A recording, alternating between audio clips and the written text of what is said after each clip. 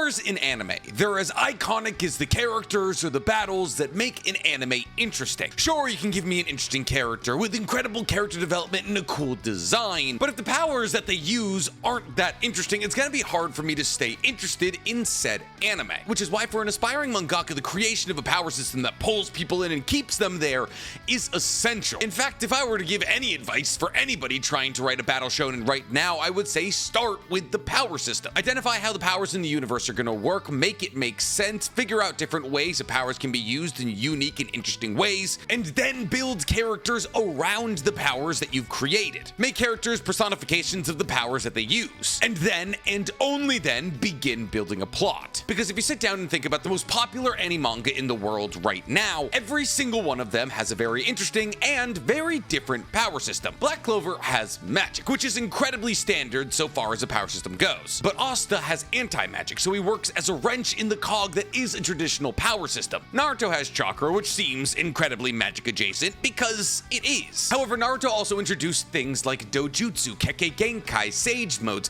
and tailed beasts to differentiate themselves from a traditional magic power system. Truly the best example of a power system being complex and gorgeous and well-rounded out, and thus making the anime and the manga substantially more interesting, is JJK with Cursed Energy. As Cursed Energy on its surface level might seem like chakra or magic, but is actually incredibly unique. And while some people might compare Cursed Energy to Ryatsu from Bleach, there are many key and substantial differences between Bleach's power system and JJK's. By far and away, one of the best ways that you can introduce diversity into your power system is by not having a technical power system. See, while basically everything in Naruto revolves around chakra and everything in JJK revolves around Cursed Energy, there are other anime and manga out there that don't have what one would call a traditional power system. That is to say that they don't have a unit in which their power is measured. But this is actually incredibly common in Western media, because the power systems that I'm talking about right now are power systems where those who have powers simply have just that. Powers. They don't have elemental releases, they don't have innate techniques. They either have superpowers or what we're going to be talking about today, quirks. See, because the beauty of having a power system that isn't really a power system is that every single individual can have a unique and interesting power that doesn't have to be based off some precedent that they had to do this in order to achieve this. Through the incredibly easy hand-wavy motion of saying they have this ability because they were born with it, and they got really good with this ability because they trained in it, you can introduce an individual ability to any member of your universe. And because of that, universes like My Hero Academia have some of the widest rosters of interesting and different abilities. While some people's quirks manifest as purely offensive weapons of mass destruction like Hellflame, other people's quirks manifest as tools of the greater good like Heal Girl's healing ability. And there doesn't have to be some convoluted explanation of how Heal Girl is able to heal, but Endeavor is able to burn. Because at the end of the day, 80% of the population are born with quirks that tie into their genetics. But because the arsenal of techniques used in My Hero Academia is so vast and wide-reaching, it's genuinely hard to sit down and say what the most powerful quirks are. Because on one hand, if you are in a battle against somebody else who's incredibly strong, All for One would be super helpful. But if you just took a shotgun shell of bird shot to the chest, you're gonna want Recovery Girl's quirk. And therefore today we're not gonna be talking about best quirks or most useful quirks, but quirks that punch you the hardest. Yes, that's right, because today, ladies and gentlemen, we're talking the top 10 strongest quirks in MHA, ranked and explained. But before I get to ranking or explaining anything, guys, please, for me, like this video, subscribe to the page, and hit that noti bell. And if you love the idea of me talking about MHA or any of your favorite anime manga, guys, you're gonna love my anime podcast, Who Talk is Anonymous, where me and Danny Mata break down everything that happened in anime this week. It's available on YouTube, Spotify, and Apple Podcasts. And if you want to show off the high level of weeb that you are, because I mean, let's be real, you're watching this video, you should check out my merch store, where I've curated some of the most incredible anime t-shirts, sweatshirts, and sticker packs known to man. So before we get into our top 10 here, I do have to do an honorable mention. Compiling a list of the top 10 strongest quirks was really hard. Because of the way that things are currently going in the manga, it being the last arc of MHA, a lot of characters are displaying levels of strength that we never dreamed possible for them. That is to say that a lot of quirks that we believed were so-so a couple of months ago have been proven to be some of the strongest quirks out there. And therefore, if you're not a manga reader, this list might have a couple of surprises for you. The first of which is probably going to be our honorable mention, because our honorable mention is going to be Himiko Toga's Transform. See, while in the anime for a long time, Himiko Toga seemed like kind of a joke character. She seemed like by far and away the weakest member of the League of Villains, a blood-crazed character whose entire ability revolved around her stealing the blood of people she loves and transforming into them. However, as time progressed and Toga's quirk evolved, we realized she was a legitimate contender. See, this is because in the early days of Toga's quirk, she was able to transform into somebody whose blood she stole. And not only could she become their physical lookalike, but also gain their voice, making her an incredibly powerful stealth agent. And while this quirk was powerful, it was dictated on the fact that Toga needed the blood of the person she was trying to transform into. So there's a lot of prep work for her to pull off her quirk in the first place. Though, that being said, if Toga acquires a cup of the person whose blood she wants, she's able to maintain that transformation for up to 18 hours. Not to mention, if she consumes the blood of multiple people simultaneously, she can switch between her transformations. Once again, pretty powerful, but more of a reconnaissance assassination quirk than an overall outright power quirk. However, in the battle against Curious and a bunch of his subordinates, Toga underwent an awakening, which gave her the ability to use the quirks of the people she transformed into. However, it's not like she can take anybody's blood and get their quirk. She needs to be in love with the person whose blood she's consuming. And thus people like Uchaku or Jin, also known as Twice, upon consuming their blood, Toga would be able to use their quirk, which is powerful but also isn't all that powerful. See, the thing is, this ability is as powerful as you make it, and the reason that it's depicted to be so powerful in the manga is because Jin and Toga were close. However, if Jin and Toga weren't close, Toga wouldn't have been able to use Sad Man's Parade. However, because Toga was able to use Sad Man's Parade, she was able to mash it with her own transform ability, creating a new move known as Sad Man's Legion, where instead of just making a bunch of Twices, she was using the blood that she stole from a bunch of heroes and villains, able to turn a lot of Twice's duplicates into lookalikes of heroes and villains, creating a mass panic and confusion. So Toga's kind of in a weird spot. While the application of her quirk did allow her to be one of the most powerful people on Earth for a little bit, not only was that incredibly temporary because obviously there's no more of Twice's blood to get, but also it was stipulated on the fact that Toga loved Jin. And while obviously Toga has affection for a lot of people, only being able to replicate the quirks of the people who you love is kind of a big detractor. But because I obviously can't deny the level of strength she had in the last couple of chapters, she's gonna be our honorable mention. Now we can get on to our list. Coming in last place, also known as 10th, is Dark Shadow. Now this might be another one that's a slight surprise to anime-only watchers. Fumikage Tokiyami's quirk has always been seen as powerful, but not in the highest echelon of strength. See, it's pretty widely agreed upon that Tokiyami is in the top 5 strongest characters in Class 1A. And genuinely, I'd actually be willing to give him top 3. But since Tokiyami does kind of exist in the shadows of Class 1A, all puns intended, he and his quirk really don't get as much credit as they're due. Tokiyami's quirk allows him to manifest a sentient shadow. However, because Dark Shadow is a sentient shadow, it's weaker in the light and stronger in night. Now, the problem that Tokiyami faces is the fact that the stronger that Dark Shadow gets, the harder it is to control, which means that the darker it gets, the stronger the Dark Shadow gets, but the less control that Tokiyami has over it. However, Tokiyami has committed himself to training in complete darkness. And upon training in complete darkness in a cave, Tokiyami was able to manifest Dark Shadow in complete darkness at the same size and control that it would be if it were daytime. However, Tokiyami soon realized that light and darkness weren't the only things that dictated the strength and control that he had over Dark Shadow, as his emotions also very much play into it. Therefore, the angrier that Tokiyami is, the stronger the Dark Shadow gets, but the less control he has over it. Now, Tokiyami uses Dark Shadow in a couple of different ways. The first of which is Black Abyss, where Tokiyami equips Dark Shadow to his own body, and essentially wears Dark Shadow like a suit of armor that mitigates his close range weakness. Because Dark Shadow is usually extended from Tokiyami's body, he's a mid-range to long-range fighter. But with Black Abyss equipped, he's able to use Dark Shadow in close quarter combat. Outside of this, there's also Black Fallen Angel, where Tokiyami rests upon Dark Shadow, and Dark Shadow uses its levitation ability to allow Tokiyami to fly. Now, for a long time, when Tokiyami summoned Dark Shadow in complete darkness, it activated a thing known as Ragnarok. And this technique was so powerful, it was able to go head-to-head against the likes of Redestro, one of the strongest villains in My Hero Academia's history. However, much more recently than that, we got to see the true extent of Tokiyami's abilities, as he used a new Dark Shadow technique known as Total Release. With this technique, Tokiyami charges the darkness of Dark Shadow with multiple sources of darkness, and then releases the entirety of Dark Shadow at an opponent. This is used in conjunction with his Black Abyss to make a truly bafflingly strong version of Black Abyss. And through the usage of this ability, Tokoyami, all but briefly, was able to go toe-to-toe with the likes of a peak form All For One. And if you can knock back All For One or go toe-to-toe with him for even a small amount of time through the power of your quirk, it's gonna be on the list. But enough about characters that were instrumental in the battle against All For One. What about characters that were instrumental in the battle against the other All For One? There's two now.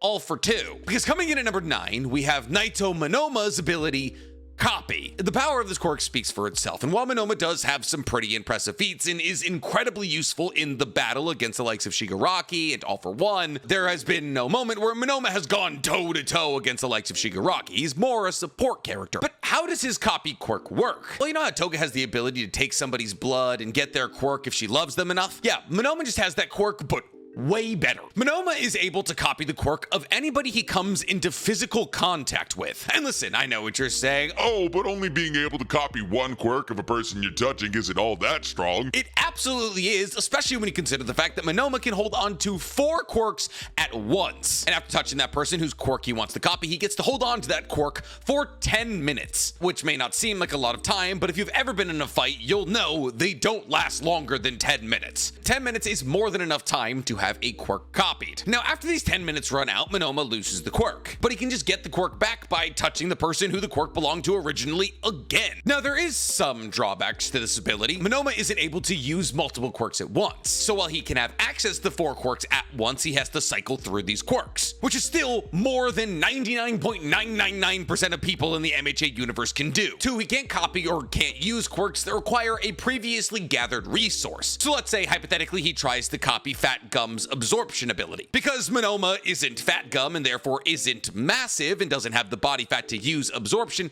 this quirk means nothing to him. The same can be said for Once For All because it's a stockpiling quirk. But even if he could copy One For All, he couldn't use it because his body isn't strong enough to be able to hold it. So he'd be like Deku, breaking his arm or his fingers every time he used it. But still, being able to hold on to 4 quirks for 10 minutes at a time is broken, especially when you consider the fact that if he just maintains constant contact with somebody, he can have their quirk forever, which is why he was so important in the battle against Shigaraki, because with Aizawa kind of down and out, all Monoma had to do was hold on to Aizawa, and now he has Erasure forever, or until at least 10 minutes after he lets go of Aizawa. And this can be applied to anybody. It is an insanely broken quirk. It's like having a Sharingan in the MHA universe. But since we're talking about people with multiple quirks, that brings us to our number 8 entry on this list. Because coming in at number 8 is Todoroki's Half Cold, Half Hot. Yeah, I know, this is one quirk just split into 2 elements, not 2 separate quirks. Now, for as long as we've known Todoroki, we've known that this quirk is incredibly powerful, as Todoroki appears to be the only person on Earth who's able to control 2 separate elements. And this because his father, Endeavor, purposely married an ice user to create a designer quirk baby. And Todoroki is exactly that designer quirk baby, a child with the ability to not only control Endeavor's flames, but his mother's ice. Now, the reason that this quirk is so powerful is because using Hellflame or any ice quirk can lead to the damaging of your body. If you overuse Hellflame, you can get heat stroke, but if you overuse an ice quirk, you can get frostbite. However, if you were able to use ice and flame simultaneously, your body would maintain equilibrium, thus giving you much greater stamina than a straight up fire user or a straight up ice user, while also giving you the capacity to use both of these elements at their highest levels. And Shoto truly does do this. When it comes to ice users in MHA, Shoto is able to generate as much ice as anybody else, being able to cover entire city blocks in ice, while also having the ability to generate entire walls of fire. But the amount of fire that Shoto was able to generate wasn't the only way they upgraded his fire side. See, Shoto, once he got closer to Endeavor, embraced the fire ability passed down by Endeavor, and learned how to use Flash Fire Fist, which constitutes increasing the temperature of your flames to a white-hot melting point. And thus Shoto is able to use pretty much all of Endeavor's abilities, be they Hell Spider, which has him shooting concentrated blasts of fire out of the tips of his fingers, or Jet Kindling, which has him concentrating all of his flames into a fist that he delivers into an opponent's chest. And upon coming into contact with an opponent, it fires a massive burst of flame that severely burns said opponent. But Shoto has actually taken his quirk one step further than even Endeavor, as Shoto, in order to battle against his brother's incredibly hot flames, created a new technique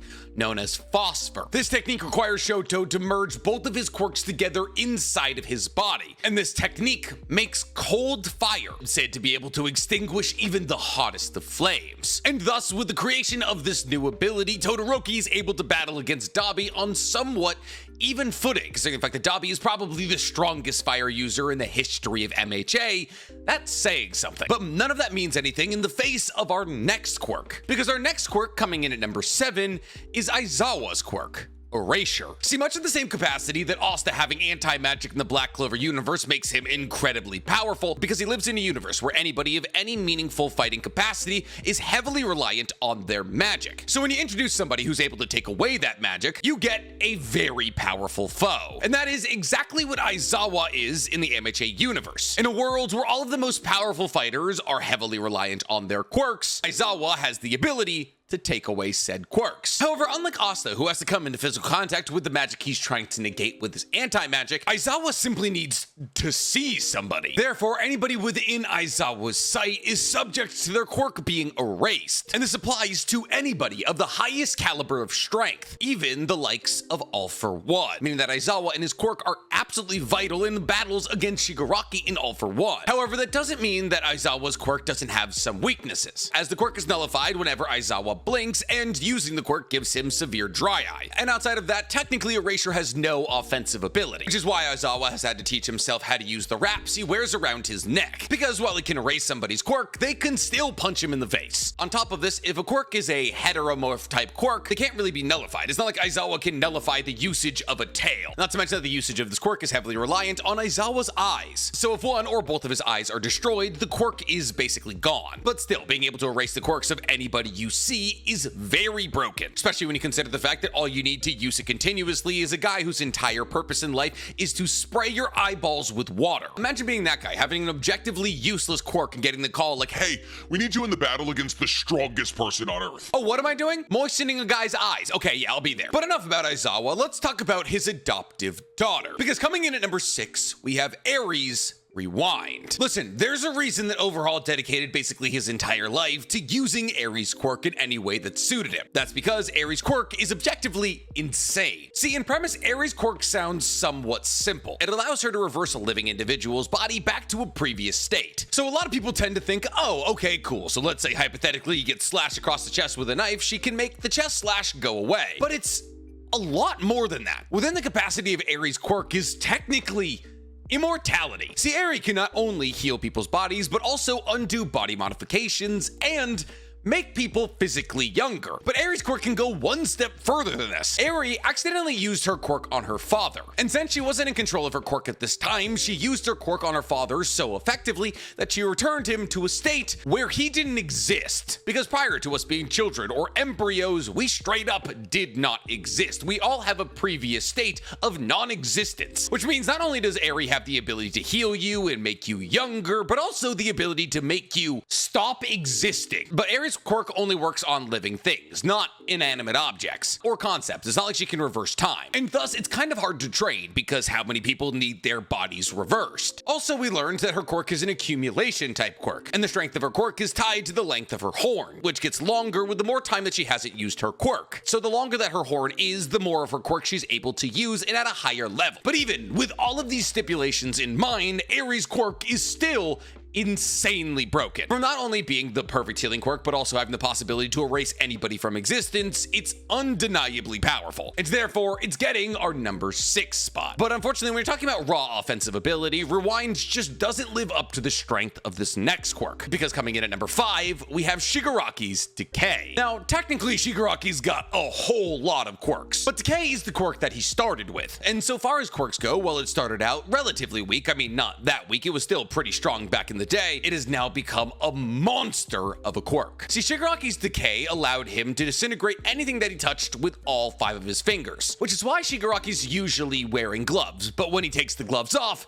things get serious. Now, upon Shigaraki touching something like, let's say, my palm, the decay would begin to spread throughout my body. So in order to make sure that the entirety of my body didn't disintegrate, I would have to amputate my arm before the disintegration got to the rest of me. But Shigaraki has taken the concept of his decay spreading to a whole new level. Shigaraki is now not only able to disintegrate somebody's body by touching a certain part of them, but also able to spread his disintegration through entire groups of people, or through entire cities. See, in Shigaraki's battle against Redestro, his quirk underwent a reawakening, where he was now able to activate his decay with less than 5 fingers, only needing 2 against Redestro, and to also allow his decay to spread between objects touching the things that he's decaying. So if hypothetically Shigaraki were to use decay on my floor, if I was touching my floor, I would also decay. And Shigaraki uses this newly awakened quirk to basically destroy the entirety of Daika City. However, after the surgery that made him all for 2, simply by applying his decay with one good hand down to the ground, he was able to destroy a third of Jakku City. And now anybody hit with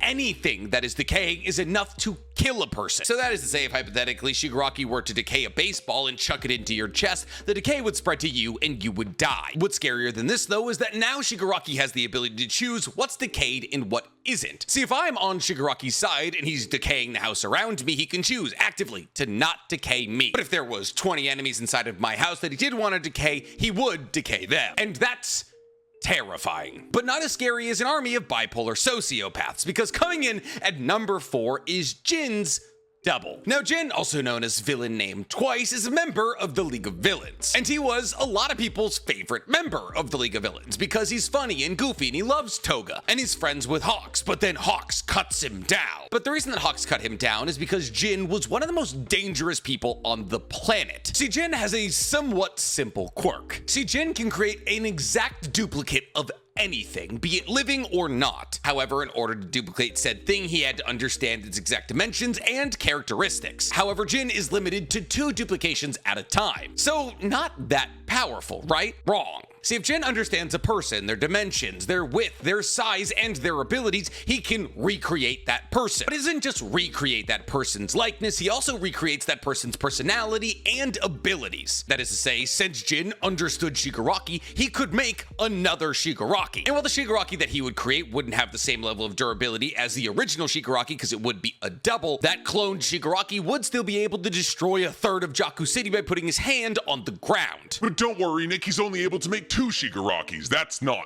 awful. Except that's also not true. See, yes, Jin is only able to make 2 duplicates. If Jin makes a duplicate of himself, since he knows himself, his dimension, his abilities, his personality, the duplicate that he makes also has the ability to make 2 duplicates, and so on and so forth, leading to an infinite source of duplicates, all with the abilities, personalities, and memories of the original, meaning that Jin could hypothetically, for an infinite amount of time, make 1 copy of himself, 1 copy of Shigaraki, and just make an infinite number of himself and Shigaraki to make an army of unstoppable power. Now, the reason that Jin didn't do this for a large amount of time is because one time he made a bunch of clones. But because all of them have the same memories, abilities, and appearances, Jin lost track of who the original was and who the fakes were, which led to him having to kill every single one of his clones. But he got over this, and that was a problem, which led to Jin being able to use techniques like Sad Man's Parade, where Jin simply made an infinitely multiplying amount of himself. And since there is no limit to how many of him he can make, this means that Jin could very easily overwhelm entire countries or the entire world with next to no effort, and that's with just doubles of himself. Never mind if he's throwing other people in there with incredibly powerful quirks. Why have the ability to create something in order for it to destroy something when you can just control creation and destruction simultaneously? Because coming in at number 3, we have Kai Chisaki's Overhaul. This technique is absolutely broken and probably should have shown up a little bit later in the manga. However, its power was so daunting that almost the entirety of the Hero Society in Japan had to come together to battle against it. See, Overhaul gives Chisaki the ability to disassemble and reassemble all matter. Basically meaning Chisaki's Overhaul ability gives him complete and 100% control over matter. Period. Simply by laying his hands on somebody, he can disassemble their entire body, shattering them into a million pieces. Or if they've been bisected down the middle by an enemy, he can reassemble their body to snap them back together. But this quirk doesn't only apply to humans. Chisaki has the ability to manipulate all matter, inorganic or organic. He could take my floor and turn it into a tree. What's crazier than this is that Chisaki can also use this ability to merge his body with other people's bodies. And the more people that Chisaki merges with, the more quirks he acquires. Because upon merging with somebody else's body, he gets their quirk, which is It's just all for one, with the ability to control matter, and with a little bit more legwork. Not to mention, he's obviously very much able to use his quirk on himself. So if he's to incur an injury, he can simply just heal it. And the only reason that Chisaki lost is because the entirety of the Hero Association and the League of Villains teamed up against him, and the overall brokenness of Eri's quirk Rewind, as Rewind kind of acts as a straight counter to Overhaul. However, without the likes of Eri, there's no chance Kai Chisaki would have lost to really anyone, except for probably All For One. Really, the only true weakness to Overhaul as a quirk is that without his arms, he can't use it, as the quirk is activated in his arms, just like how Aizawa's quirk is activated in his eyes. But if he were to be healed through something like, oh, I don't know, Rewind, gets the quirk back. But unfortunately for Chisaki, he wasn't the main character, or even the final villain, and thus his quirk only gets to be in the top 3. Because coming in at number 2, to no one's surprise, is One For All. One For All is obviously the quirk that the entirety of MHA is built around, and 9 people throughout the history of MHA have wielded it, with Deku being the 9th and final wielder. See, obviously One For All was transferred to Deku by All Might, and this quirk allows Deku to stockpile massive amounts of power to unleash in key moments, making Deku one of the strongest, fastest, most agile, and durable people in all of MHA. But Deku wasn't the first person to be impressive with this quirk. Obviously, Toshinori Yagi, also known as All Might, used this quirk for over 4 decades, and was so powerful with this quirk he was able to defeat the likes of All For One. However, there's some key differences between All Might and Deku, and that is the size. See, when Deku first inherited One For All, he wasn't able to use it at 100% capacity, as anytime Deku wanted to use his quirk at 100% capacity, it would shatter the bones in his body. However, as Deku trained and became more and more familiar with his quirk, he got to use it at a higher and higher level of capacity, where now in the manga he's able to handle it at 45% capacity without breaking his bones. However, Deku has found ways to reach a pseudo 100% capacity. See, Deku was the first user of One For All to use its true stockpiling ability. See, what all the previous wielders of One For All didn't realize is that the quirks that they had while also having One For All were being passed along with the quirk. In actuality, while everybody thought that the first wielder of One For All For One's brother, didn't have a quirk, he actually had a stockpiling quirk, which allowed for every single person who got One For All down the line to add their quirk to the greater consciousness that is, well, One For All. Which is why, on top of One For All, Deku now has access to 6 quirks, which, mind you, is all the quirks he'll get, because the first wielder of One For All had the stockpiling quirk, and All Might was quirkless just like Deku, leaving 6 wielders of One For All who had quirks on top of having One For All. These 6 abilities are Float, which gives Deku the ability to float, Smoke Screen, which gives Deku the ability to make a smoke screen, Black Whip, which allows Deku to generate black tendrils from his hands that he can use to swing around like Spider-Man or grab onto people or objects, Danger Sense, which essentially gives him a 6th sense about incoming danger and the ability to ascertain how powerful an enemy is, Fajin, which gives Deku the ability to operate like one of those old BB guns, whereby repeatedly doing a motion over and over and over again, he can store energy in the part of his body doing said motion, and then unleash that energy whenever he wants. And with the power of Fajin and a 45% capacity of One For All, Deku is able to achieve a pseudo 100%, as the energy released by Fajin covers that other 55% that Deku can't access yet. But Deku is also able to go over this pseudo 100% with the last quirk he manifested, Gear Shift. This technique allows Deku to change the speed or velocity of anything he touches, including himself, which gives him the ability to either massively increase his speed or the speed of his opponent. Now, Deku usually uses this to make himself faster and therefore increase the power of his strikes, and therefore, while it sounds incredibly powerful, unfortunately has a large amount of drawbacks. See, because while the original user of this meta ability was only able to use it on small objects, because the quirk has been within All For One for so long, it's now able to be used on basically anything. But because of this, it puts a massive strain on Deku's body, making him borderline unable to move after 5 minutes of usage, because the usage of this technique has Deku operating in a state where he's not getting enough oxygen. Therefore, after using this technique for 5 minutes, his body will be completely deoxygenated. With the power of Gear Shift, Deku is able to do things like break the sound barrier or reject the laws of inertia. That is to say that Deku, while he's flying at you at 700 miles an hour, can stop himself mid-air and dodge your punch. All of this while accessing 120% of One For All. It is truly his ultimate move, and also kind of a direct rip from One Piece, but whatever, inspiration. So Nick, if One For All's at number 2, what possibly could be at number 1? Yes, that's right, you guessed it, Windex Spray Bottle Head Guy. Sure, we don't get to see a lot from Windex Spray Bottle Head Guy, but what we did get to see from him is that he can indeed spray things from his head. And what more could you ask for than that? Now, obviously, it's All For One. Genuinely, what do I need to say about All For One that hasn't already been said? It's a quirk that allows All For One to steal the quirks of people, leaving them quirkless. But it also grants him the ability to give people quirks, giving him complete and total mastery over everybody's quirks on Earth. And not only does he have the ability to swap people's quirks out as he sees fit, he also has the ability to give one person multiple quirks, which is kind of a curse because your body isn't supposed to maintain multiple quirks. And basically every single quirk you get added over one knocks down your IQ by about 30 points. However, just because he can steal a quirk doesn't mean that he steals a quirk's proficiency. That is to say that if he steals a quirk that's hard to use,